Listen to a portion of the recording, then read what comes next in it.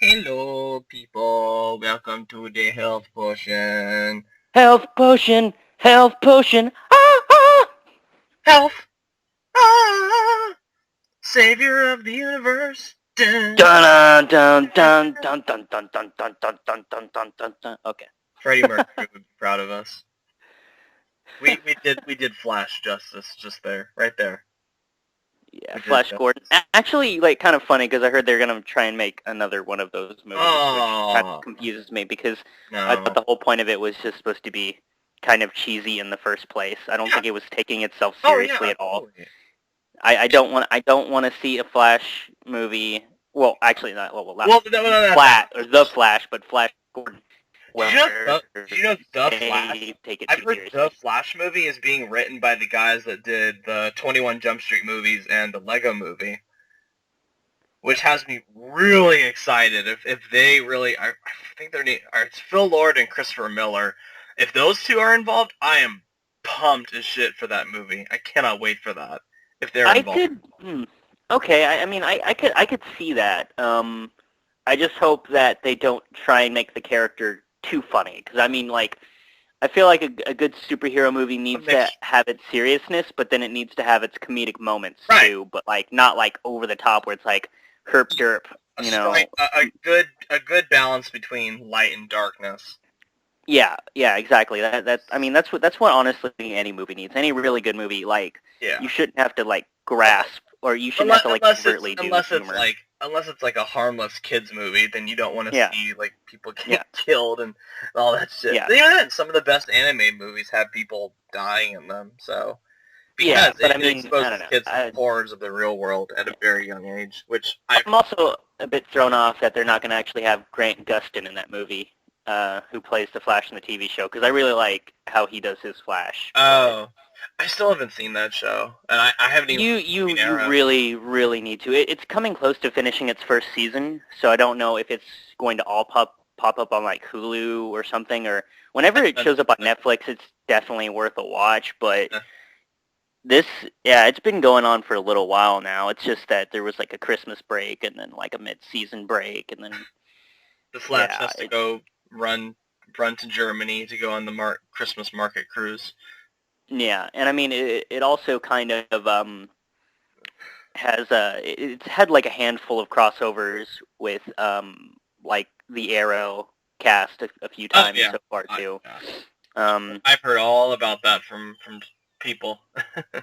but I mean, you don't necessarily have to have seen Arrow to actually enjoy it.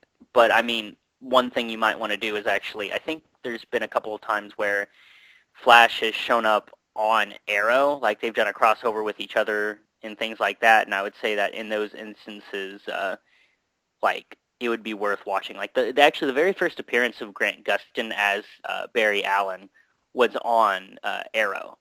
Hmm. Like they had one episode where he came over from Central City and he was just supposed to be trying to investigate some stuff that was going on. But he wasn't actually the Flash yet.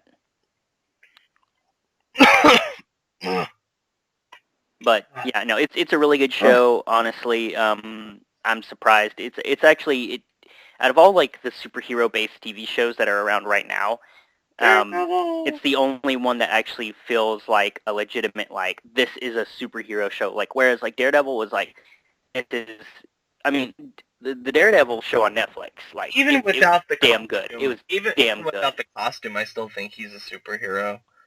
Oh With yeah, well no, I mean black like that's the out. thing. Like, but until Daredevil happened, Flash was the only one that actually felt like a legitimate superhero show. Like, I mean, Agents Oh of Shield had its yeah. superpowered characters, and I mean Arrow had its some superpowered characters, and I mean there's been other TV shows and Mm, stuff. Like I never actually cared to watch Smallville. I only watched a couple of crossovers in that one because I felt like I was like, well, I don't want to watch a teen drama. I want to watch Superman TV show, you know. And that's actually the reason why I've avoided Gotham too. Is like I just dude, fuck haven't had any Gotham. watch Fuck Gotham. Like fuck Gotham, man. I only watched an Tried. episode or two of that, and I was just like, I just like I don't see the point. Like Gotham's saying like, It's oh, okay, a well, Batman show let's see, without Batman. let's see the or. Well, no, I mean, yeah, like that's pointless. There's like no Boring. point to that. Yeah, no, because it's like let's see Commissioner Gordon and basically just watch him fail at stopping every single hero or every single villain that Batman's gonna have to come up across. And it's like, pretty okay, much name that's dropping. awesome. It's like, oh, here's the Penguin, here's potentially the Joker, here's Selena Kyle, and yeah, but I'm like, but none of Batman. But it's all pointless unless you actually have a Batman show at some point in time, because then all of these characters that you're introducing and creating have 0 point.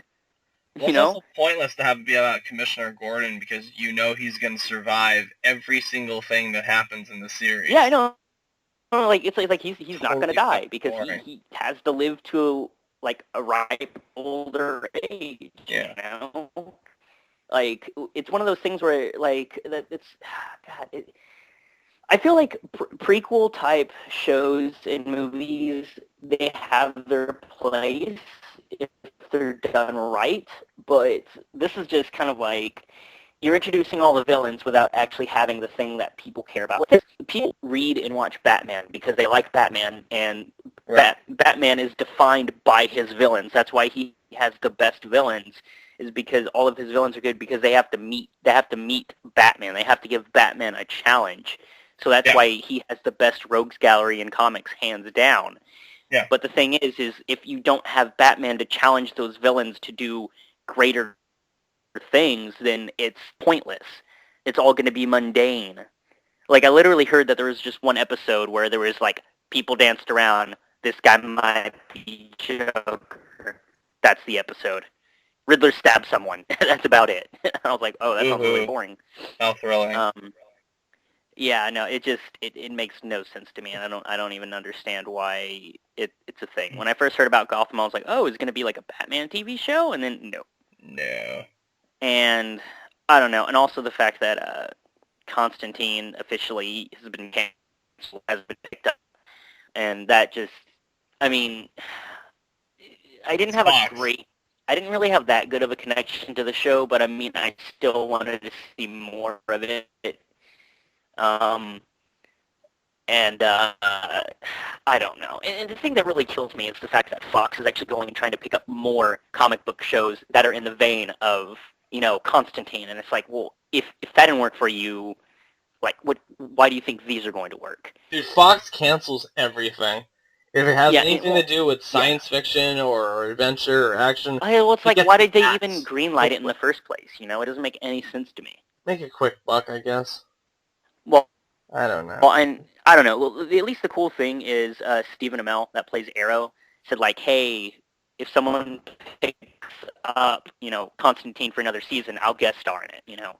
Like, so I thought that was pretty cool because, I mean, he also stood up for Grant Gustin, like, when they actually announced, like, the Flash movie. He was like, well, I think it's kind of, you know, I think it's kind of screwed up that, like, you're like 5 episodes into this Flash TV show, and you're establishing this character, and then you announce a different actor for the Flash as a different Flash, you know, in a movie.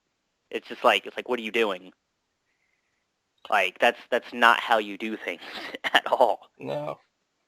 Well, anyway, you ready to get into the main topic of discussion? Oh, yeah, it's Assassin's Creed Syndicate. Yes. Yeah. So, if you guys haven't heard, for the maybe 9 people that watch our show, which, thank you, 9 people, it's pretty much the new Assassin's Creed. There's always one every year. Actually, there's now, for last year, they had more than one. There's 2 this year. Is there? Oh, yeah. Yeah, because there was the side-scroller 2D one, the Chronicles. I don't know any other parts of it. I don't really consider that, though, a big AAA Assassin's Creed. I mean, it's a spin-off. No, but that's what they formed it into, though. That's the thing. Like, it was supposed to originally just be DLC for Unity, but when that DLC pack fell apart, they decided to sell it separately, and they're selling it. I think they're trying to do maybe an almost like in the vein of an episodic type game, because the thing is they're doing 3 of them. Assassin's Creed. Yeah, because there should be China, Russia, and oh god, I can't remember what the other one was. But basically, the The Russian one was from one of the Assassin's Creed graphic novels or comic book stories, and I think the other one is too, which I think is kind of cool because, I felt like that's such a different, environment. I really wish instead of hitting like London or Paris, we would have actually gone to like revolutionary Russia. That would have been awesome. India is the third. Oh yeah, India was the other one. That's right. China, which is out now. Then there's because India and then Russia later. I believe the one for the Indian assassin, he was actually going after like a scepter or something. Like that was a piece of Eden. That was like a scepter that was in Egypt or something like that. Well, it was when they were. From what I'm reading, it's when the Indian place was at war with the Sikh Empire was against the East India Company, and pretty much a Templar comes into the picture, and the main character has to pretty much find out why and steal back something from him, and it's the usual Assassin's Creed thing. Which I mean, it's I don't know. I've actually thought about reading those graphic novels or like the comics because I thought that was kind of cool, especially the whole setting in revolutionary Russia, especially the fact that you would run into Rasputin, and I'm like, what kind of crazy piece of Eden does Rasputin have that keeps him alive? Because he's got to have something. Well, that wields such power and influence. Does he have an apple? What does he have? Did he somehow run into the apple? Because I mean, it wouldn't have been the apple because I mean, Altair had that in the vault, I don't even. And that Ezio just left there. I honestly don't even know anymore because, from people that don't know, when I go back and I individually break down the games, I don't dislike the series overall. I just think that it's going through franchise fatigue. It's just, as much as I like the way Syndicate looks and I have hope for it, even if it turns out to be great, there's still going to be another one next year. There's going to be another one the next year after that. Well, and it's just, I'm just. Well, it's the. I mean, there was an issue. Well, there was an issue even before the fatigue that people noticed within the first two games, is that I don't even think that the developers of Assassin's Creed know what kind of game they want to make, and that's the problem. Because there was like, do you want your futuristic game? Do you want your like basically, do you want your old game? Well, no, I mean like the split in the story elements between back when, I mean, spoiler alert, if you don't know this by now, I mean, I can't really help you on this, the fact that Desmond is dead, but like the whole Desmond storyline where he's in like modern day, and then, then there's the past, there was Altair, and like when it was during first the Crusade, revealed, because that was originally going to be the big twist of the game, revealed that it was all set in the present, and the game is actually a big flashback to the Crusades. But the secret got out, and I mean, in concept, when I first played it, I liked the idea. The problem is, and I'm going to say this, I think Ubisoft have employed really bad storytellers. Just some really bad writing, just bad pacing, and I don't necessarily think like the story overall is bad. I just think it's an interesting idea that's just badly told. And because they don't know, they never stick with one thing, they don't develop anything. There's a lot, I'm usually a guy that likes convoluted plots. I love Kingdom Hearts, which is like some of the most convoluted shit possible in video games. Even I have trouble keeping up with it. But that is easy to figure out compared to the crap that goes on in these Assassin's Creed games, which by the end of them, ever since 3, not 3. Brotherhood's ending was pretty horrible. Revelation's ending was good.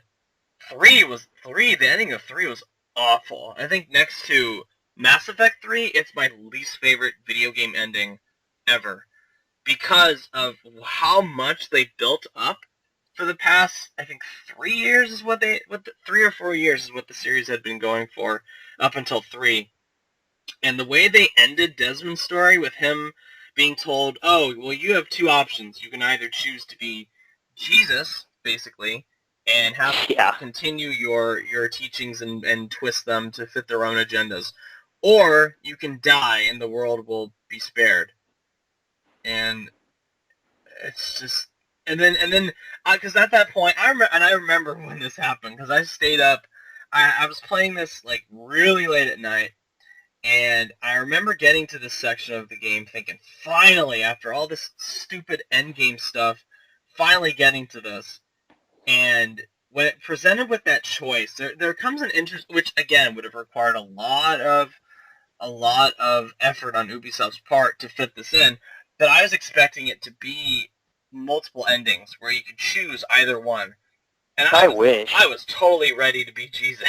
I was ready to go, yes, please, I want to be Desmond Jesus. Fuck humanity. I don't give a shit about anybody. I want to be Jesus. But then the game, then Desmond makes the choice for you and goes, nope, I don't want to be Jesus. I want to do this completely other dumb thing. And he just goes, oh, Dad, you have to leave. Everyone has to leave before I sacrifice myself. Goodbye. He just touched the globe. Glober dies. That's the end of the game. Yeah, I mean, what the fuck was that? Are you? The problem is, me? I feel like Ubisoft listened to too many of the droves of, like, I'm not going to say idiots because everyone has their own personal opinions, and I don't know. Like, honestly, I liked the Desmond storyline, and I think, or at least within the first couple of games, just got really weird, and They got dumb, in my opinion. Well, no, it did get dumb. But I mean, the whole thing is, I felt like they made it dumb on purpose, so they could just kill Desmond off. That way, they could be like, okay, well, is everyone satisfied now? We killed Desmond. We don't, like, because so many people were like, oh, I just want to play as Ezio. I don't give a shit about Desmond. Yeah. And I'm like, well, I mean, the thing is, there's supposed to be a parallel between Desmond and all of the characters, because it seemed like the whole point with Desmond is that each of these, like, characters he was taking on was helping him learn something, to become stronger, to become I thought they were all gearing it towards like a modern day assassin game where like you play as Desmond, in modern day and fight Abstergo. But they spent way too many games on that. If they were going to do that, I wish it had just been a trilogy. Pick the 3 timelines that people really want the most, have them spread out over a period, like the first game came out in 2007, I think. I think it was either 2006 or 2007. No, 2007, because it was originally going to be one of the Xbox 360 exclusives, and then they announced it for PS3 as well. So that came out in 2007. What they should have done, in my opinion, they should have done that. And then 2, they probably should have waited until 2010, 2011, maybe even 2000. Well, they did release in 2009, but I think they should have done it like 2010. Focus, or not even necessarily have it be in the Italian era. Have it be in something more interesting, like in my opinion, Victorian era London or the American Revolution or something. So my thing about that is I was fine with the spacing between Assassin's Creed, the first Assassin's Creed and the second Assassin's Creed. I thought that was enough of a space. Mm-hmm. And the thing is when they actually did introduce Assassin's Creed 2, they basically improved everything in the game. All the things they added to it was an improvement. I mean, when you walked in water, you didn't die. Right. They improved the parkour, they improved the combat, they improved like the weapons and equipment system. They improved the cityscapes. The cityscapes were more interesting. Right. Everything they did was an improvement for the most part. I mean, the parkour has always been an issue going through the games, and it's just gotten to the point where it's getting better now. Enough. But they've tweaked it well enough to be good. No. But the thing is, games, but it's still a problem. Well, the thing is like there was enough changes in Assassin's Creed 2, and overall quality, like it rose in quality overall. It's a great game. Honestly, if you ask any fan, if you ask generally, if you poll people, they will pretty much say Assassin's Creed 2 is their favorite Assassin's game. And I mean, it's for varying reasons. I mean, Right. personally for me is all the things I just mentioned was an improvement. The general gameplay was improved. I liked the character of Ezio. Yeah, it's so much more interesting than when Altair was Yeah. in the first Well, one. I mean, it's not even. I mean, I'm not even saying that he's more interesting. I just felt like they did a better job of writing Ezio, and and as opposed to just kind of like being dropped in with Altair, kind of like screwing up and being like, well, now we're going to strip you of all of your power ups. Like basically Metroid. Yeah. Instead of doing that BS, they were just like, like this is Ezio. Like we see him like basically, you open with all like with Desmond being broken out of Abstergo, and then you get the whole like Ezio birth, and you get to like do some stuff. I was like, oh, that's kind of cool and different, And then you get to see him as like younger, and then becoming an assassin, and like his genesis through that. And the reason why Ezio is such a good character, I feel, is that they gave him 3 games to explore his character. Right. And then interesting because we grow up with him. We see yeah. maturity. We see different things that he learns in life. We see the different losses that he experienced. We haven't had that kind of. No, because they've spent too much time just leapfrogging through games and not. Except what? Except maybe Connor, because Connor, they go through, like, since he was, like, a little kid, and, like, you even get to play that game before Connor was even born. Yeah. Well, I mean, I mean, we can hit on that, because I feel like we're gradually going towards Assassin's Creed 3 anyway. Yeah. But yeah, no, like I was saying, like we grew to love Ezio, and I mean, even though each game that came out, I could see obvious, I could see the signs of like you said, franchise fatigue. Yeah. Like they were always trying to add a couple of little things, like, but it was never as good as Assassin's Creed 2. No. And well, actually, I think Brotherhood, I think Brotherhood's a little bit better, only because I love the recruitment system in Brotherhood. Yes, that was really good. Like that was something I really enjoyed. Fun and they well, because you were building the Order, you actually felt as part of the Order.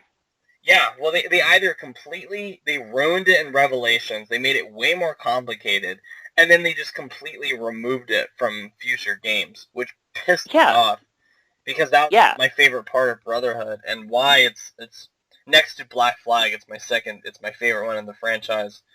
Well, yeah, I mean, there was nothing better than basically just like having built up a whole group of assassins and just kind of like walk towards a group of enemies and be like, okay, make them dead now.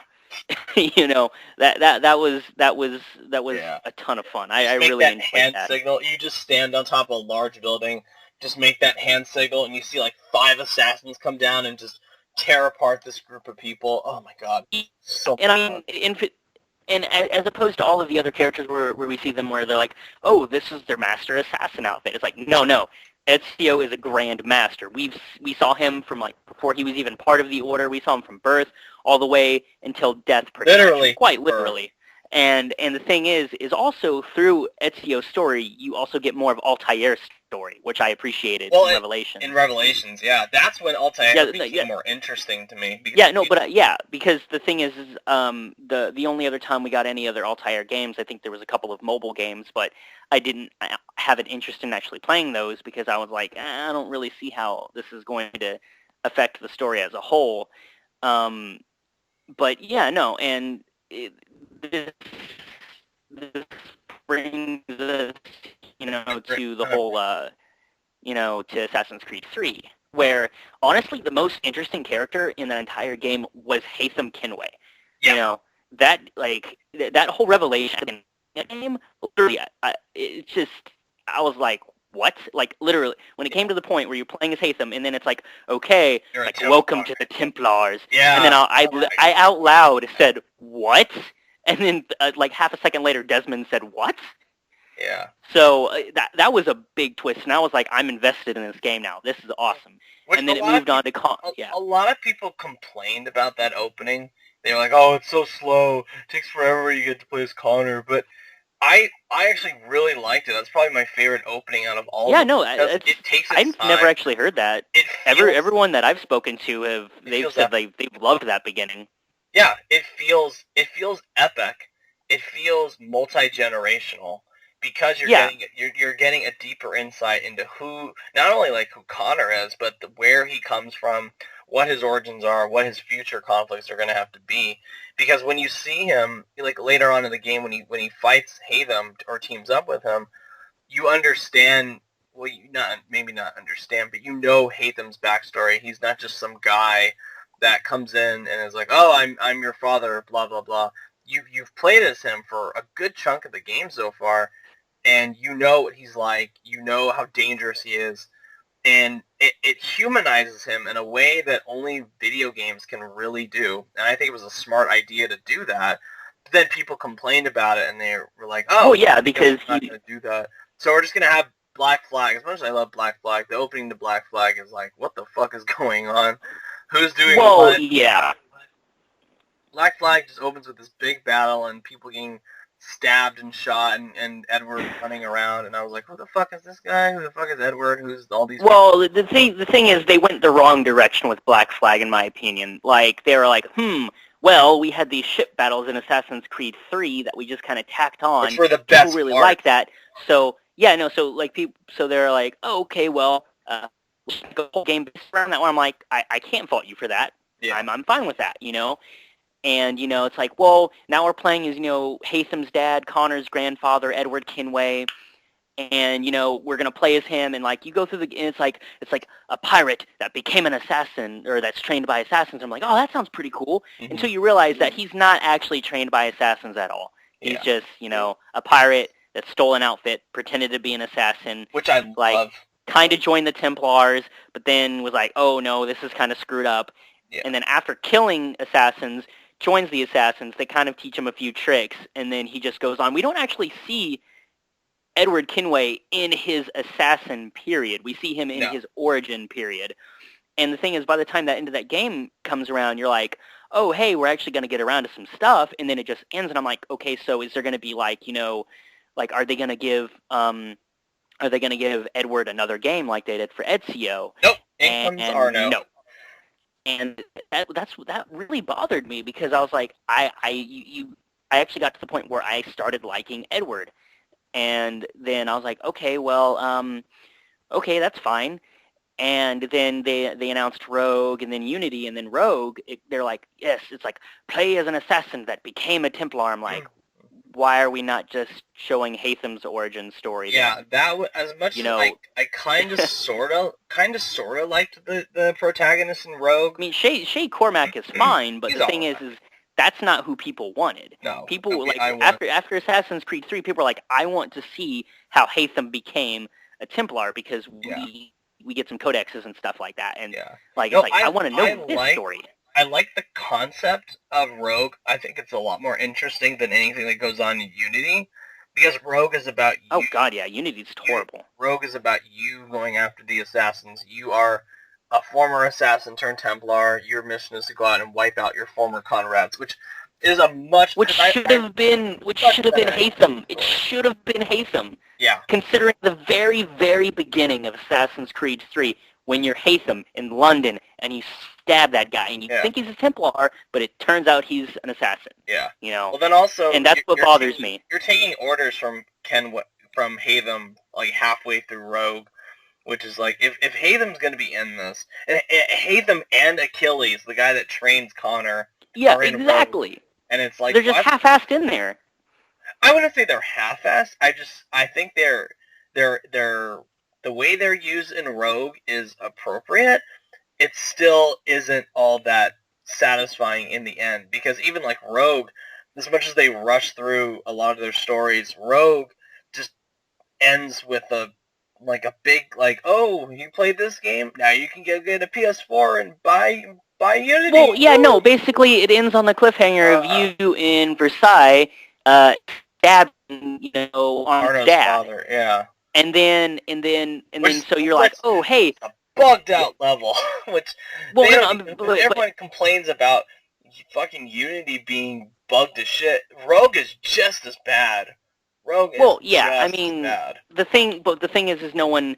I think a lot of people didn't focus on Rogue because it wasn't on one of the next gen systems. Even Ubisoft focused on Rogue. Ubisoft just dumped that thing out there just to be. Well, kind I of mean, they released them on the exact same day. just to be. Well, kind I of mean, they released them on the exact same day. Yeah, as a Exact same consolation for day. people that don't have a PS4 or an Xbox One, they're like, well, you can't play Unity, so Yeah, we have no, Rogue and for then you. I'm thinking like, well, yeah, and it really, and okay, so if we talk about something I wanted to talk about was the outside the Animus stuff, and the thing is Yeah. they were building up for something better in the first set of games all the way up to 3. Yeah.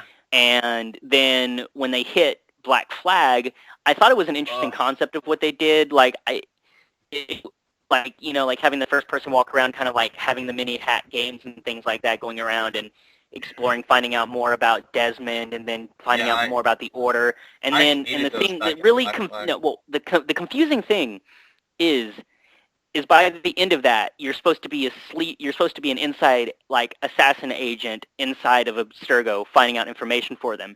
And the thing is, inside of Rogue, it gives you the same outside type character, but it doesn't tell you if it's the same character or not. We don't know if it's the same guy. I don't know what the fuck is going on in these outside first person. It's so convoluted. Solving. Like, yeah, it slows the whole thing to a crawl. Well, the problem is Rogue is half-assed. That's the thing. Rogue is half-assed. No, Rogue and Unity are both half-assed. Well, Rogue has more outside the Animus stuff and more story in general than than Unity does. I'll admit, it's beautiful to look at. I think they put a lot of attention to detail in those outside sections, but it's boring as hell, and it makes absolutely no sense in the overall. Well, no. I mean, because the thing is I thought they were using Black Flag as the staging point to actually start, like, a new, like, to set up a new protagonist, to set up a new character, a new outside storyline outside. Yeah. I mean, and that's what they started to do, because they're like, oh, I can't remember if it was Juno or whatever it was, but basically the ancient first civilization god creature that is now a digitized AI that reaches out and then in Black Flag, and then they also established the prophet type people like Blackbeard and the UT or the not like I don't even know, like the IT guy in Black Flag that ended up being the reincarnation of Blackbeard. They were like, oh yeah, there's like these people with like precursor DNA in them, and Abstergo wants them so they can try and find other people and things like that. And that seemed like the whole point of, I think that was the whole point of Rogue also, maybe? I can't remember. But I think you see Blackbeard, like, as they try and induct you as an assassin at the end of Rogue. But I'm like, so is there two different, like, outside agents that they're going to try to play against each other in the future? I'm really confused about that. And then Unity, they're like, it's like, oh, you're playing this game at home. We're the assassins. We're hacking into your game. Oh, hey, guess what? These Templar people, they're real and they're evil, and we're the assassins and we're the good guys, so you should work for us. Now jump through this time portal. And it's just like, what the fuck are you doing? It makes zero sense. And I mean, it's not even the fact that the outside story makes little sense, or even, like, I'll probably say there's a grand total of maybe like 4 times that you actually do anything associated with it. You never leave the Animus. And they just kind of chat with you every once in a while for things that make no sense at all. Like, literally as a character, like, I'm not even the character as yourself, but the character that you're supposed to be portraying in the game. Yeah. Like, you're not Desmond, where you have the motivation to try and figure out what's going on and try and escape and fight Abstergo. You're just some person sitting in your home playing a video game. Like, you have, like, I don't see any stake at all. Like, you have zero stake in the situation, It's like a wink. It's a misguided wink, wink, nudge, nudge to the audience. Yeah, and it's like, I feel like boring. And I mean, it would be fine if, I would probably have been okay with it if Arno's story had actually been somewhat decent, but it sucked. It was terrible. It's like, by the way, you're in love with the daughter of the Grand Master of the Templars, and she's a Templar, and you knew they were Templars, but you're an assassin now, and then she doesn't like you because you're an assassin, and now you have a hideout, and now she'll send you letters, but she only sends you 3 letters.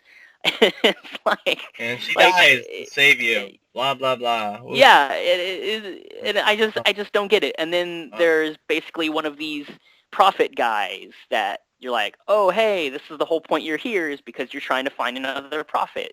Because Abstergo wants another one, I guess, and you're trying to stop him from finding it, and somehow he has a piece of Eden, and it's a thunder sword, and it doesn't explain that at all, and you have no context for what pieces of Eden are as a character in the game. Mhm. And then it's just...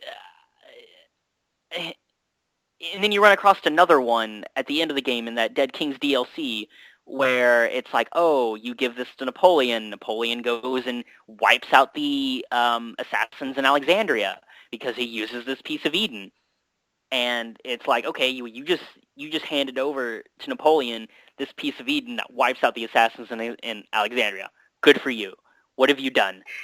You know, and his story is just terrible because it's like you're just and then when you kill the villain, oh well, oh they put his body inside of the catacombs and we know where his skull is now because they showed it to us, but his DNA is so degraded that Abstergo can't use it now, so everything's okay. That's another problem I have with it's like series. Are you kidding me? It's like, what are you doing? What is the whole point of this game? Yeah. The character sucks. It's lacking. What does he do? Does Arno go on to become... Like, okay, one of the biggest inconsistencies that really bothered me is, like, Arno is kicked out of the Assassin's Order. He is kicked out by the leaders in Paris, or at least the Paris branch. He is removed. And then he's on his own. He's like... His girlfriend brings him out of a drunken stupor to try and, like, stop the bad guy. And then I don't remember these names because they didn't have enough of an influence on me, by the way.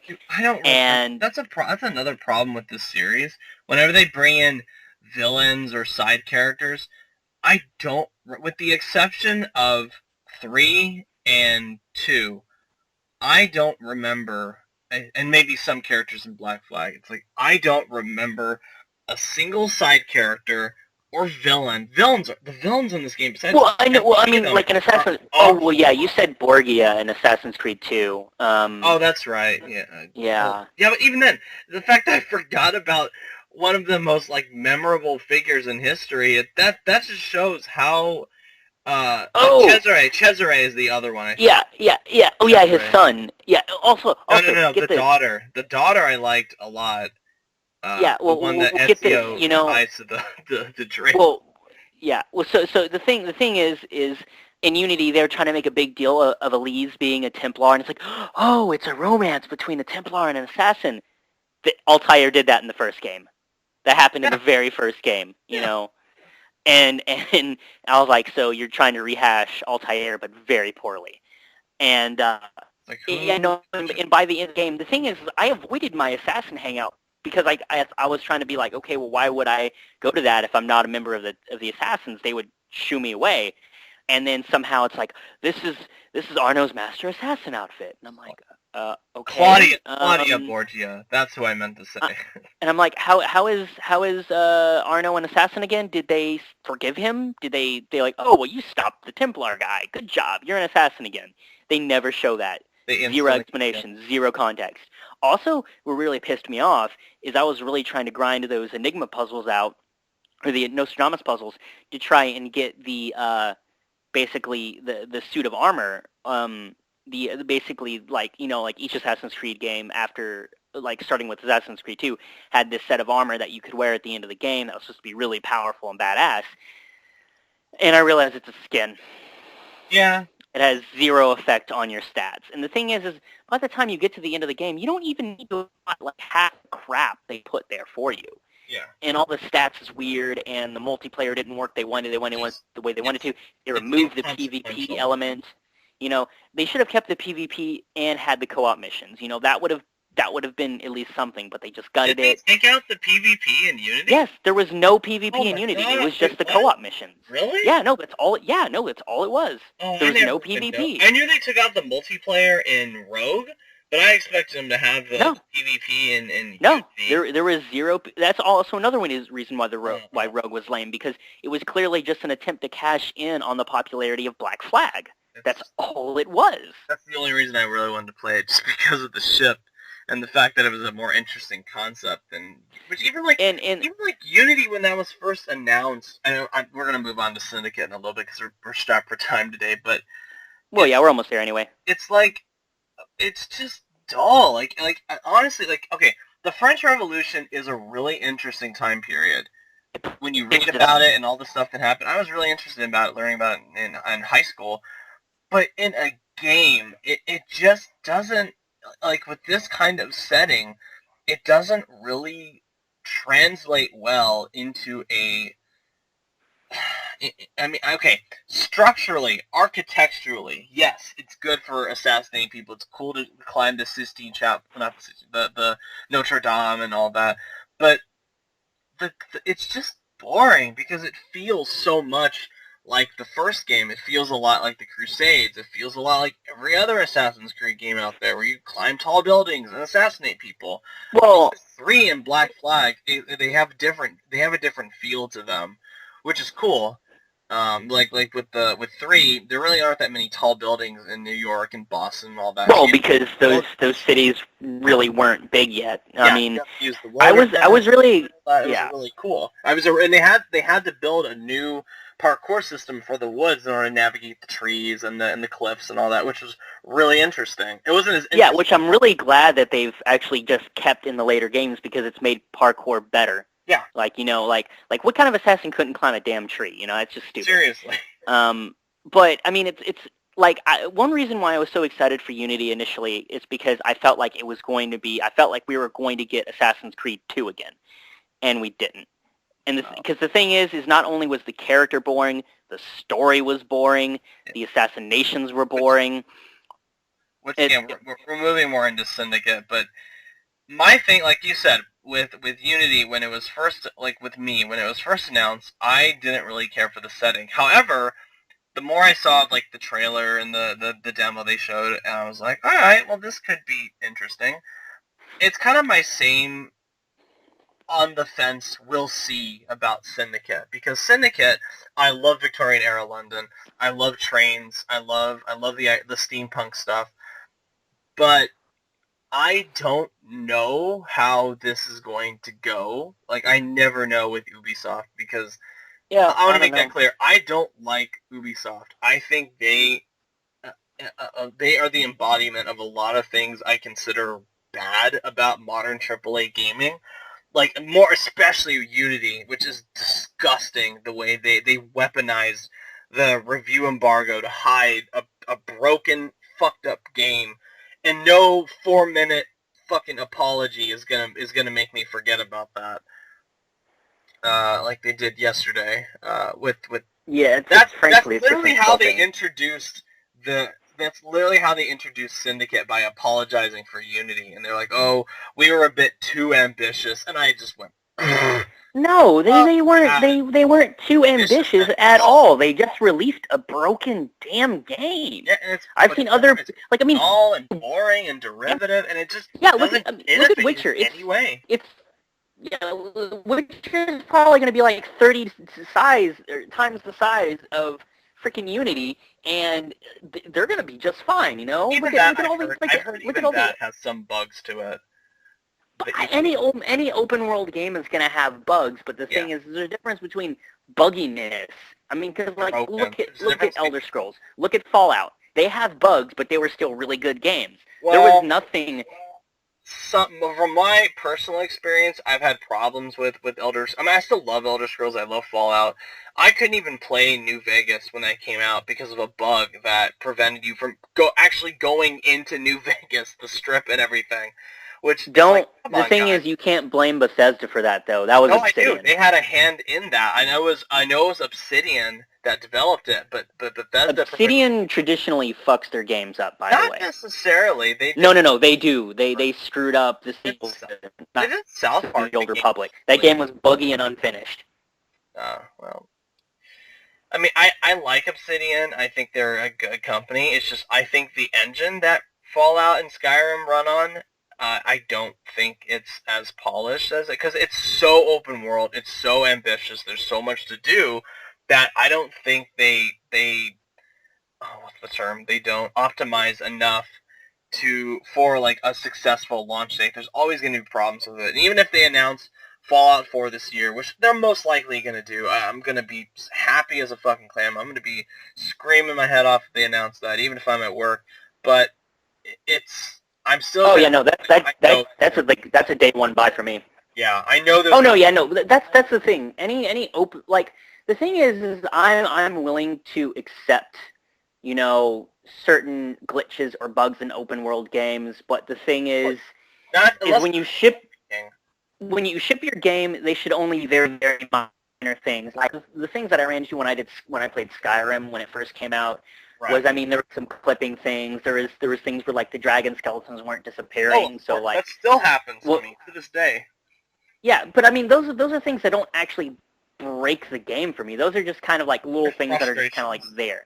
Yeah. Well, I mean, it didn't even frustrate me. It was hilarious. I had like a dragon skeleton like spawn inside of a fruit cart and was basically having its way with a fruit cart, and fruit was flying everywhere. I found it hilarious.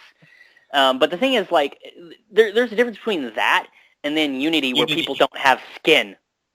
Yeah. Well, then Unity also, they tried hiding it, which, at least with, like, Witcher 3, they allowed people to put out reviews for it a week before the game's even out. That to me, shows a company that is tremendously confident in their product, and they know that they did a damn good job on it. Well, yeah, because CD Projekt Red, Yeah, with Ubisoft, it's like, oh shit, we have to hide this fucked up game, so let's have a review embargo that I've never seen this before, where they can't do it for 12 hours after the game. Like, literally, no one could put up their review until I think it was 9 a.m. 9 a.m. Pacific time the following day, because they knew, they wanted people to buy the game, they wanted people to spend their money, and then they went, oh, well, here you go, broken game, whatever, no one could tell you about it, no one could warn you about it, which to me is fucking disgusting and horrible and so anti-consumer that even like the goodwill that I'm trying to give Syndicate, that whole shit with Unity is like really... most of the stuff with Unity has got me hesitant about Syndicate. I mean, yeah, I want to say some of the positives that I've seen looking at it so far is I do appreciate the fact that when you're walking around the city, you're not walking around with your foot up, because, like, you're not going to be like, that's obviously an assassin, Like, he camouflaged himself. So actually... What? Wait, I was saying, like, I appreciate the fact that when you're walking around... Say what again? Say your first positive, because you cut out for literally a good, like, 10 Well, I was about to say it, but you cut me off again. Oh, okay, my bad.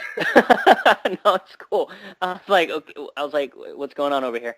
Anyway, like a breakdown.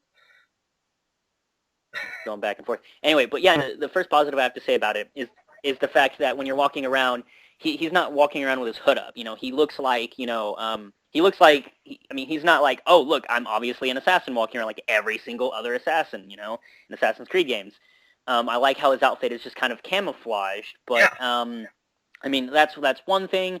I liked the music, like, during that carriage chase scene. I facepalmed really hard, however, when, like, the dev said, oh, we have carriages only found in Victorian London, and I facepalmed. I'm like, no, it's not.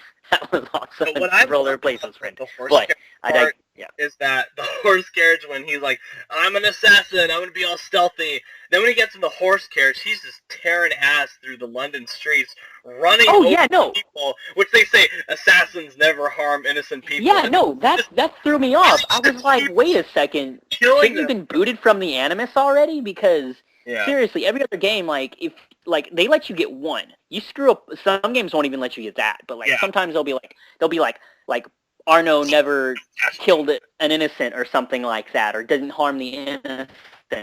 Yeah. And they'll give you one where basically when you kill someone that's innocent, they almost take all of your health off. They give you a one and they're like, hey, don't do this again or we'll kill you. We'll desynchronize you. Yeah. And so they don't let you just run around and murder innocents.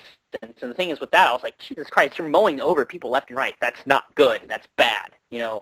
I'm like, that really bothered me. The setting looks all right. They clearly basically took a lot of stuff from Unity, though, like the engine and the buildings and everything like that. Yeah. They're just going to recycle that into Syndicate, But which, I mean, as long as they, like, retexture it and, like, change how it looks enough, it'll be fine. Mhm. I'm also just kind of... my hopes for it is I hope their like equipment system is more like Assassin's Creed, the Ezio games, where basically each time you go into like a newer area, you would just buy better gear, not like Unity where it's kind of like, here's all the gear, you can just buy it if you ever get to it, you know, Right. you get enough money, whatever. I do like the fact that they've brought back like the whole like section thing, you know, where it's like winning back the areas in Gang Wars, because that reminds me of like, I want to say it's from Brotherhood, I think, where they had elements of that in Rogue as well, which I like. Well, I mean, I like those parts, but I'm glad. Yeah, I'm glad but that they're having like a Oliver Twist-esque. Well, not Oliver Twist. What the fuck is But that? I mean, I feel like they're paying like homage to Assassin's Creed 2 in that aspect, you know. Yeah, It's like the territory system, which I really like. Yeah. Which like that was fine. That gives you more, you know, willingness instead of just like, oh, kill this one little base inside of an area like in Unity, which was stupid. Well, I like that there's specific gang leaders, and hopefully they'll flesh them out, because they'll flesh I hope they're just all not 7 generic. of them. Which I've heard there's apparently there's 7 gang leaders in the game. I don't know if that's including you, or you're like the like an outsider trying to break in. Well, no, you'll probably just have to clear 7 areas or something like that, or like there's probably gonna be 7. But that's like the central part of the game. Boroughs that you have in the game. Yeah, and then no, but I mean there's probably 7 boroughs in the game because they talked about boroughs. Yeah, which is pretty cool. I like that it's a like a oh god damn it, what the fuck is that? I want to say Oliver Twist, that it's about. I know Oliver Twist is pickpockets. It's not a gangs. It's kind of like a Clockwork Orange in a way, like a little bit like a steampunk Clockwork Orange, where you run around with your gang and you just beat up people and you take over their territory and all that shit, which is pretty interesting. Kind of like the Warriors in a way, except a lot more grounded in reality. Yeah. Well, I mean, also if you ever watch Gangs of New York. Yes. Okay. That's it. But, there we go. But the thing is I guess they're all going to be Templars. I hope they really do a better job with the Templars instead of just being like, oh, they're just kind of like gang leaders, whatever. Because I'm sick of these like Templars and Assassins not being Templars and Assassins. They're just like agents of the Templars and agents of the Assassins, but they're not the actual sit down thing. and talk about their problems. But not even that. Anyway, but I don't know. I really hope they let you play as both, like the brother and sister in this game. They do. The okay. marketing isn't showing that. The marketing is all about the guy, but I know for stupid. a fact you can play. And even on the cover of the game, which they talk about, like, oh, we have playable females, we have lots of playable characters, which I applaud them for. But even on like the front cover of the game, it's the guy that is front and center, and like the woman is just in the background, even though she's which makes me think that any playable portions on her is going to be slim to none. Yeah. Well, I've heard it's like the Grand Theft Auto system where you can switch between the two seamlessly, but certain story missions like restrict who you get to play as because it's tailored to the narrative. But well, I mean, I'm fine with that. No, but, that's I mean, in addition. That like I said offline, is that this is for 2 people that have different set of play styles. Like you have the guy that's more like the rogue type and the more aggressive one, the more violent one. Or if you want to be stealthier, you can play as I think the guy's name is Jacob, and the sister's name is Evie.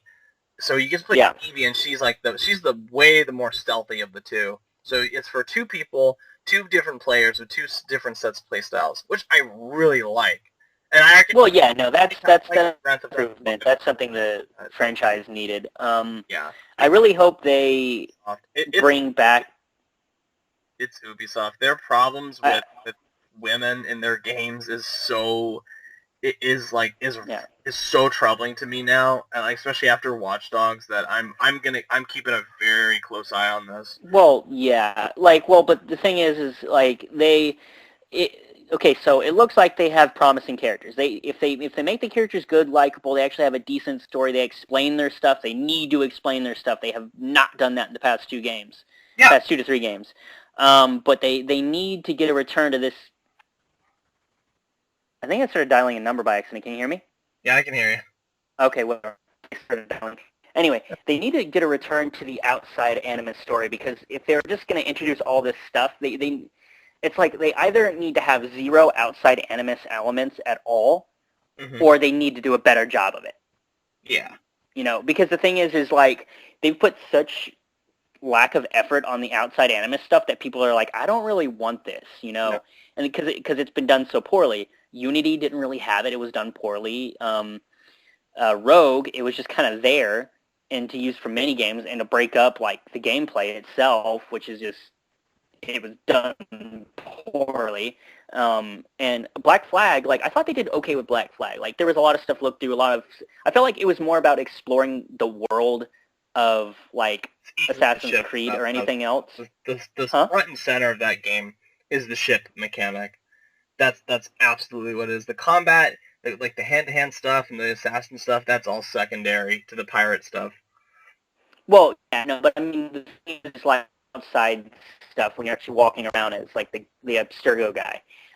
In Black Flag, like, I liked being able to find out more about Abstergo, finding out more about the assassins, finding out more about Desmond, that kind of thing. I thought that was cool, and they were building up for something, and then they've just dropped it. Now, the thing I'm interested about is, if you look at the titles of the games, you know, like, they had, you know, Assassin's Creed 1, 2, and then they obviously had, like, you know, the next, or, like, they had other Ezio stories, so they didn't give it a new, like, number, but then they came out with, you know, 3, so there was a new character. They didn't do any more Connor stories, so they skipped to 4, which was Hatham. They basically skipped from him, so they did Unity, but was Unity Assassin's Creed 5, or was Unity just, like, a side story? I'm wondering if this is just another side story, because the thing is I'm really curious, like, how are they telling their story? What are they doing right now? I'm not really even sure. That's what I want to know. I don't think they even know anymore. That's the problem. Yeah. Like, they killed off Desmond. They know. Didn't they say at one point that they had an ending for the series in mind or something? They knew where they were going. Doubt that's even there anymore. They killed off Desmond. Oh, that's, you know? But I don't know what is all of this leading up to. Like in Kingdom Hearts, everything that happens in the story between 2 and 3, it's all building up to the final end game battle in 3. You know what, like, the stakes are being constantly stacked. You know what the end game is. Here, I have no fucking idea what. Well, yeah, no, like, the only idea that I have going on is the fact that the Templars and the Assassins are still going at it in modern day, and that the Assassins didn't get completely wiped out, and that there's sort of like a new breed of Assassins where they're sort of like digital, or like they're all like the online ones, like their Assassins are recruiting differently, so Abstergo has to change its tactics because they were training a lot of people like Assassins, so they had the skills and abilities to fight them. Yeah. And then they just kind of haven't done jack squat with that at all, which is really bothersome. And I just, like, I mean, and then they established, like, Juno, or whoever she was, like, the digital AI that wants to take over the world, you know, and then they just haven't done anything with that in the past 2 games. Like, nothing. It's not been expanded upon at all. Well, I think so. I just have no idea what's going on. Like they put in like little hints every now and then in the modern setting, but they're so few and fleeting and obscure that it might as well not even be there at all. It's totally meaningless. It's boring too, and it just it confuses you even more if you, like, you know what they're referring to, but you don't know what they're talking about. Because I don't even know what the fuck Juno's motivation is. Apparently Juno is supposed to be the villain in the modern setting, I guess, whatever the Well, yeah, no, she's going to be like from, that's my understanding, is that she's like the new overarching villain. Like, you have Abstergo to contend with, but then you also have this god entity that they have to somehow combat. And like all the other villains, she's totally fucking boring and given no kind of, like, barely kind all of you know, or setup. It's like, who gives a shit? All you know in Assassin's Creed 3 is that she was one of these radical entities that wanted to wipe everything out or some crap like that, or wanted to take control. And then they thought she was gone, but then she's still somehow in the AI system or something like that. Now she just wants to globally control everything, and it's.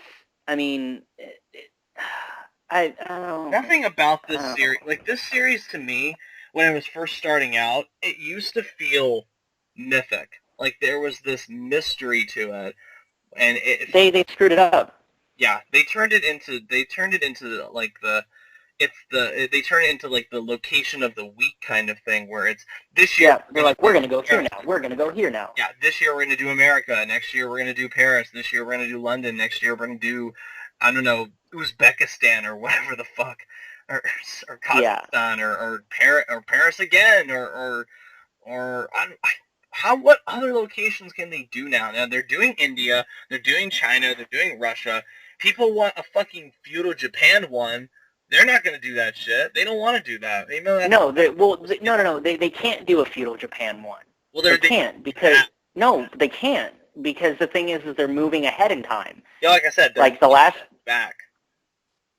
They're not going to go backwards. That's the thing. They're not going to do it. No, and that's a damn. Well, shame. I mean, the only games where they're going to go backwards at all. I mean, these side games. Yeah. They're not counting along the main line, and they happen at different times. Like, we know the one right now, the one from China. Yeah. She actually spoke to Ezio before the end of his life. Before he died, actually. Yeah. And stuff like that. So, but the thing is it's. They're not going to go back, and I'm just curious at what point, how far they're going to go forward, because they always said that we're never going to go past this one point. And the thing is I'm wondering, are they just going to, go get up to because I mean they've made it to, what was this, 1880 or something like that? 1868. 1868. I almost said 1886. Which means that. Might as well be the order.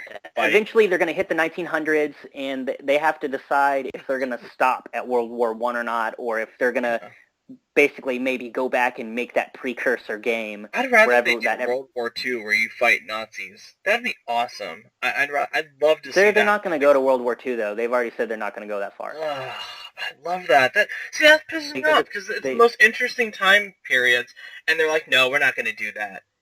No, the thing is, it's not even that it's some of the most interesting time periods. It's just that they keep ballsing up the interesting time periods they're in. Like the French Revolution is a great time. I mean, they introduced Napoleon, but they don't do anything with Napoleon. Like, how cool would it have been? Okay, so there was other Assassin's Creed games when you were running out onto the battlefield and stuff like that. And I really wanted to see ones where basically you had to depose Napoleon or something like that, or you defeated Napoleon in this battle or that battle, or something like that.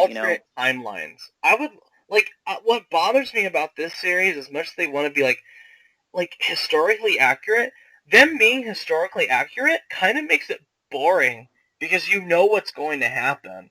It's not like it's an alternate timeline where stuff you can have the same time periods, but you can have different things happen in them. You could have Washington die in the Revolutionary War and have the British win.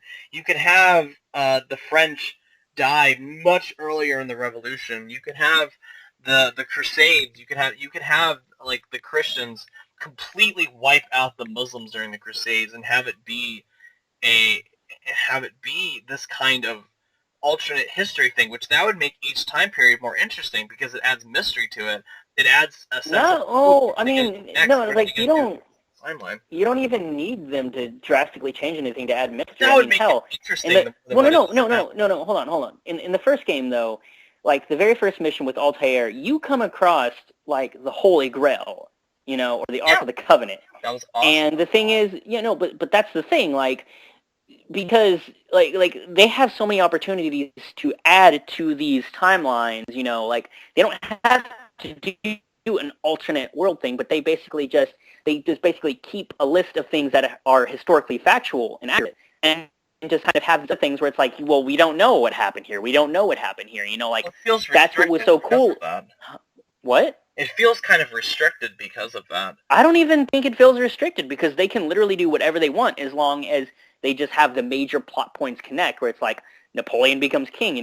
Napoleon does this. Like I said, I mean, they literally. makes it predictable. That's what makes it, because there's no tension with what's going to happen with Napoleon, because like if you've read a book or know international history, you know what happens to Napoleon. You know what happens to Louis the whatever the fuck of France. You know what happens. But the thing is, we don't know all the different things that happen, though. We know their major points and different things that happen, but they can rewrite any number of things. Well, of course, the end result is the same. We always know. We knew that like Saladin was going to push back, the Christians, or like King Richard. We knew all these different things, but that's not what I cared about in the games. I cared about like the kind of cool stuff that they were like digging into, like the battle between the Templars and the Assassins, and all of like the mythos, and like the Ark of the Covenant and Holy Grail, and like all of these other little things that turns out to be like pieces of Eden, and just it's stuff like that, and that are just all interesting. And because like it's not like, I mean, there's so many things that they can do with it and expand upon without actually having to do Elseworld type things, But that Elseworld stuff, and they just don't do it, and it's really lazy. Because they've been. But I mean, that's not what the games are about, though. But that's maybe, in my opinion, that's what they should have done from the beginning. Like maybe. Like, well, instead of focusing on now, maybe they should have gone with that initial decision to have Elseworld stuff rather than just stick with what really happened in the past. Because then it's like it feels trapped. You can do all this cool stuff with like the technology and the different kind of modes of transportation, like they're doing in Victorian era London, and you can have the character interact with all these different historical figures. But the problem is the end result is always going to be the same. If you know anything about history, the Americans win the Revolutionary War. Well, of course, but Assassin's Creed is supposed to be about the secret histories. It's supposed to be about the things that weren't recorded or recorded differently, or the things that were whitewashed by the Templars into different things, Like, it's just that they've been doing such a terrible job with it in these past 5 games that you just don't care. That's what I'm trying to say. Maybe that's what I'm trying to say, whereas, like, I wish they, like, the end result where they are at now, where it feels like they're trapped by their own narrative and by their own decision from the very beginning. Maybe they should have gone with a different decision from the very first game onward. Well, or at least the thing they did fine with their characters in the first couple of games, in my opinion. The issue is we just basically made the historical figures token characters. Yeah. So they're like, oh, well, this person existed in this time. Let's just toss them in this game, and let's not it'll be like even like Washington in the third game. You eventually just abandon him because you're like, oh, well, fuck you, Washington. You're a fucking coward. I don't like you anymore. And you just walk away from the whole situation, which makes that entire plot point about you helping with the Revolutionary War totally vacant and meaningless, because there's no reward for you in the end. And even because, like, what happens in the problem is because the thing is, the character they set you up with is a character that was naturally going to conflict with Washington for obvious reasons. Yeah. The thing is you were going to end up siding with Connor because Washington sent the forces to wipe out his tribe. Yeah. That's the issue to begin with. Is you're basically what Assassin's Creed 3 did is made Americans look at our history and how the thing is like, I mean, that game did a lot of stuff too, like a lot of its codexes and a lot of like the Sean Hastings stuff where it's like, okay, Sean, I get it, Ubisoft, I know you're Canadian, I know Americans, whitewash our history, but seriously, you're getting to levels where you're just openly and blatantly insulting me now, and I don't like this. But the thing is, I realize these things. I'm not an idiot, No. A lot of screwed up stuff happened, but the thing is, you don't have to keep insulting me over it. And that's what they were doing in Assassin's Creed 3. Mm-hmm. This is the minor problem of mine with like Unity and now what they're doing with Victorian era London. It's like the accent in France, they're not French accents. They like the father and Elise and all those other characters, they're English. They're English accents in fucking French. It's like that's like, what really guys, throws me come off. on. Well, no, because because that authenticity. Well, no, the thing is they've gotten out the non-characters, like when you're going, like in Unity, when you're walking up and down the streets, Oh, yeah. people along the side of the streets, they were just all speaking in French. They were just speaking in French, which was fine. But whenever you would speak to anyone, they would be English. But the thing is it needs to be in the context of, I think it all goes towards the character that we ourselves is playing as. Like, let's just say, if we were a British person, everyone would sound British because that would make sense to us, you know. Yeah. If we were French, everyone should sound French, but they're not. You know, it's just an issue where Whitewash like thing. everyone by default just sounds British for some very strange reason. Yeah. Well, it's Well, one I of my mean, problems it's something that's been happening for a one very of my long problems time. with Ubisoft in general. They just whitewash everything. They just have, even though they're an international company, they have a very white male mindset to them. Like I don't want to go into Watch Dogs, but like with Watch Dogs, everything about that game screams white alpha male. There's no concern for any kind of like feminism or racial minorities or anything. It's all about a white male going out and saving the helpless woman and killing all these different minorities without any kind of sense of like irony or humor or anything. It's played with such a straight face that it simultaneously looks silly and it's offensive too, because it's backwards thinking. It's this stupid backwards bullshit that goes on in Watch Dogs. But and like my problem with same thing with Assassin's Creed, like their mindset with how we can't have playable female characters in Unity because of it's time and art, blah blah blah, and it's like, no, fuck that shit. You can have characters, like they had animations for. Now like, I can't hear you at all. Oh, really? Yeah, no, like you were just gone for like 10 seconds. Oh, god damn it! Fucking Yeah, it's happened a couple times now. god damn it. But no, I definitely understand what you're talking about. And then Yeah. they kind of did like the PSP game with Oh Aveline yeah, with and I forgot her name. yeah, Aveline. Yeah, because white men sell, black females do not. So yeah, it's sad. Yeah, and well, I mean the thing is It wouldn't be that way if they I don't know, tried. like, well, I mean, the weird thing is a lot of the ways that they actually marketed Assassin's Creed Unity 2 is they marketed it as a co-op game, but the story wasn't a co-op story. Yeah. And that's the thing that was really confusing is like all the stuff they show where it's like, oh, you know, like the people were raiding the mansion, you went in there, you helped the people raid the mansion. I mean, like, that's not how the game works, and that's how people thought the game was going to work, and that's how it looked. Yeah. But that's not how it ended up being, so you didn't have this sense of unity. The game is called Unity, but you don't have unity. I mean, it's not like Brotherhood or other Revelations where there's a shit ton of revelations going on, you know? Black Flag, you're a pirate. You know? Rogue, you're a rogue assassin. What does unity stand for? Is it the unity of the French people? Is it the unity of the Assassin's Order? Is it the unity between the Templars and Assassins? It's none of that. It's none of it. Doesn't make any sense, and Syndicate as a title makes no sense to me too, unless it's like, oh, there's gangs, we're going to call it Syndicate. Yeah. Here we go. Here's Syndicate. Have fun. Yeah. Your gang leader. Syndicate.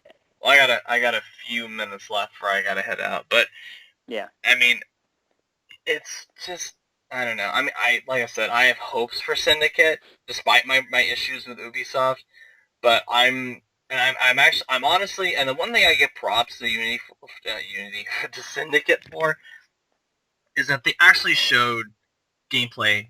I was recorded. It probably was not pre-alpha footage. I don't buy any of that bullshit where it's like, no, I don't. Pre-alpha. The thing is, that quote unquote good. That pre-alpha build was, I mean, unless that was the only area of the game they had completed, then no. No. Because unless they were doing a vertical slice, which is literally like a vertical slice, is they tried to make everything look as good as possible, which was the Watch Dogs thing from EA when it was first announced. That was a vertical slice. Where it's like, let's show them something that looks really amazing, and they'll buy onto it. But the thing is, the vertical slice doesn't have to actually be representative of the game itself. It's like sort of like a taste of what the game is going to be like. But the thing is like that pre-alpha basically looked just like Unity in quality of everything. Yeah. You know, in its smoothness, and this just like that. And I got so I don't believe that was pre-alpha. I got some breaking news here too. So they confirmed just today that there won't be any more Assassin's Creed games on the old consoles, and there's not going to be a second one coming out this year. Which I'm like, thank God, because I just... Well, I mean, that's the aiming the whole time. I mean, like Rogue looked like it was just a consolation game. Yeah. I was curious. I was kind of confused why they didn't even kind of like port it to the next gen. I mean, because it came out on PC. But yeah, no. I mean, like having a second game, yeah, like that was stupid. I don't understand why they had two in the same year. It was ridiculous. Money. I mean, it didn't make any sense to me. That's why. Money. Yeah. Money. Lots of money. And they made it, and people still aren't happy. So... Well, yeah, no, it's ridiculous. So I mean, I'm gonna wait for E3. Like I'm gonna wait to see what they have to show. Even then, they're gonna like look great. It's just not going. Well, to be... yeah, no, like the thing, I'm like I'm not getting this game. You know, like I'm not getting this game day one. I'm not getting this game week one. I'm gonna wait to see if it's buggy, if it's broken, what kind of issues it has, if it's even worth playing. Because if it's none of those things, if it doesn't have the outside animus elements, or if it just decided to drop them all together and just to focus on, the timepiece story, then okay, we'll see what happens. But it's just at this point in time, I just don't give a crap anymore. Yeah. That franchise is dead for me. They put the nail on the hammer. Or put the nail in the coffin. Unity, they released a game that was like they're saying, oh, we're sorry that it was buggy. We'll give you this free DLC. That's shit. It's like, we'll give you this stuff that we wanted you to unlock through a mobile app. Oh my god, okay. That was the fucking mobile app and the microtransactions. We're gonna give you this. We're going to give you this like add-on DLC to the game that's supposed to add something but doesn't really do jack shit at all. Right. Okay. Well then. And But like, I'm apprehensive. Take $15 off Syndicate, and you'll probably change my mind about whether or not I might want to try and purchase it. That'd be really nice. Show me you're actually sorry. Yeah. But like I said, like I'm on the fence about this. I'm going to treat it the same way I'm treating Star Wars Battlefront, where I'm just going to be like, we'll see. I mean, I honestly have more hope for Syndicate than I do have for Battlefront, because Battlefront has just done nothing but... Like, I mean, some good news has come out for it, and that's another topic for another day, but it's just... Everything I've seen about at this point, I don't have hope for either of them. We'll see what happens. Disappointed. I want to actually see the games themselves before I make any judgments. And at least they showed gameplay for Syndicate. At least they showed that, and I was like, all right, well, at least as long as they're not just showing some bullshit CGI trailer, that's fine. That doesn't even count for me nowadays either, because no, it doesn't. They can show someone they can basically pick something that's not broken and show it to us, or something, and then when they release the game, like Assassin's Creed has a history of doing CGI trailers. That CGI trailer for 3, where you are in the battlefield and you're just running around in an open field killing people, that's not even in the fucking game, which annoyed the hell out of me. When you try to do that in the main game, you die instantly, which has just got on my fucking nerves so bad. Yeah, it's like, do you want us to be sneaky, or do you want us to be this uber badass, like, fighter that can run through a battlefield? Because, I don't know. Because they let you do that in one of the Assassin's Creed, one of the Ezio games. Do they? You're actually running through a battlefield. Yeah, no, I mean, it's when you're chasing down Cesare, I think. When you're chasing him down to kill him. Right, yeah. No, you're right. I remember now. Okay. And I think in Assassin's Creed 1, I think you run onto a battlefield when when Richard is like fighting I think Saladin. Mm-hmm. I think I can't remember exactly, but I remember you like running up and meeting them at least. But still, it's something. Hi there, bye there. Just run past him. But I mean, I don't know. It's just there was so much potential, and they just completely agree that we're kind of burned out on the franchise. We're not kind of. We are burned out on the franchise. it needs a break. Yeah, because I mean they Or- don't give anyone a chance to really play their game before they release another one. Yeah. And I mean, look at the price of Unity right now. It's dropped so far. Yeah. Like it's I still want unheard of how far that one game has dropped, considering it's so new. Yeah. I mean, it came out like 6 months ago, pretty much, Well, same. and it's already dropped It's so low at like GameStops and other places like It's that. suffering a similar fate like The Order, where The Order was such a just a middling disappointment, and then people it's dropped so far, dude. Like I know for a fact that a lot of because no one's buying them. No, they're like, this is bullshit. I'm not gonna buy this. I know for a fact that a lot of stores still have those like premium and collector's editions for them because no one wants that shit. Because they know that it's like a super short game with shit replay value and just about shit everything else. At least in my opinion. But anyway, so that about wraps it up for our help. Yeah, I guess probably the only other thing that I've heard about recently that's somewhat on a different topic is that the Left Behind DLC from The Last of Us is apparently getting a standalone release, which really confuses me. It got released yesterday as a standalone thing, which I'm like, because you need some kind of background with The Last of Us in order to really. Yeah, well, I mean, the thing is like the only one that would actually be buying that would be people on PS3, because you get that with the PS4 copy of The Last of Us. Yeah. But the thing is, even if that, I mean, they would have probably purchased that digitally already. Yeah. So it's a nice addition, but I don't. But I'm like, who's gonna buy it though? That's the thing.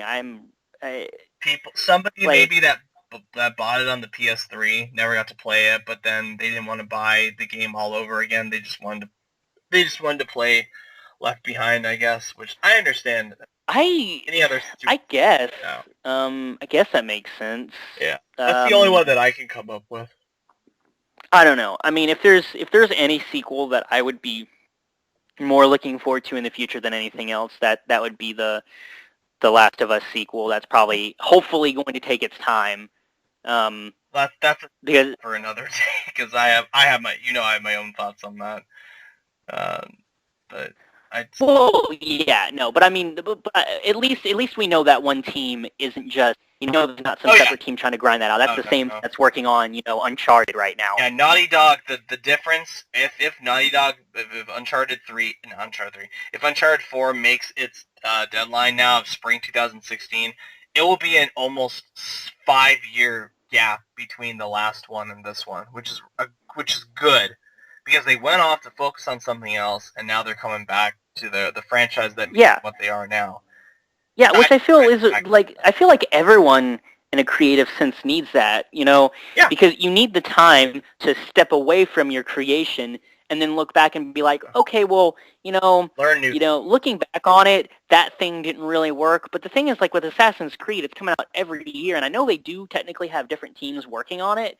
But still at the same time, if you're not just constantly working on the same thing, especially with all the Call of Duty games, it's like there's such repetition on it that it's like, oh, well, let's just keep doing this one thing instead of taking a step back and being like, well, that didn't really work last time, or hey, let's try this thing differently this time. Let's make this game feel different.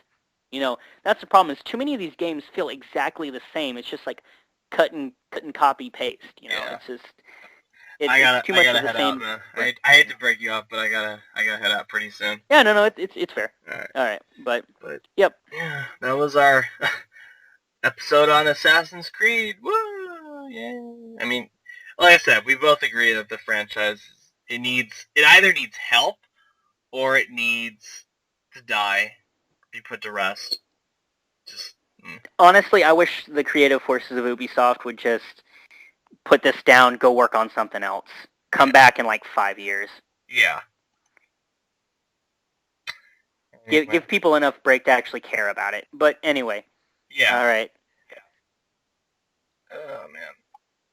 Yeah, I might actually just, any further thoughts I might have, I might just do small little snippets and put it up on the page. Yeah. On the Facebook or the YouTube page, something like that. Any comments or thoughts that I might have on it. I mean, we could even do something where it's like I comment on something and then you have a return comment video on that. Yeah. Anyway, but all right. Hope everyone enjoyed this. If you have any opinions of your own on this subject, please feel free to comment, email, subscribe, like, dislike, hate, whichever you prefer. Yeah. Tell us how we're wrong. Tell us how we're right.